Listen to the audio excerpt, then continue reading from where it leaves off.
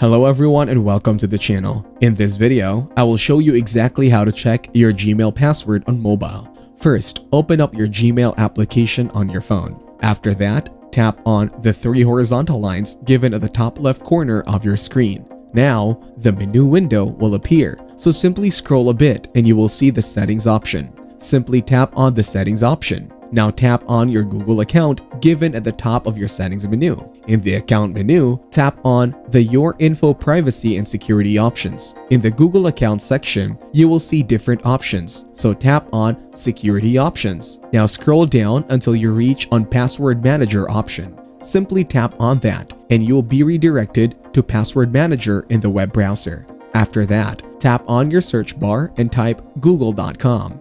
Now, you will see websites whose passwords are saved in your Gmail account. So, tap on your desired website. For now, I am clicking on amazon.com. Now type your Gmail account password and tap on the next button. Now, you can see your desired password by clicking on the I button just next to the password. Thank you everyone for watching. Hope you got some value. Make sure to like the video and subscribe to our channel. Leave a comment down below. See you in the next one.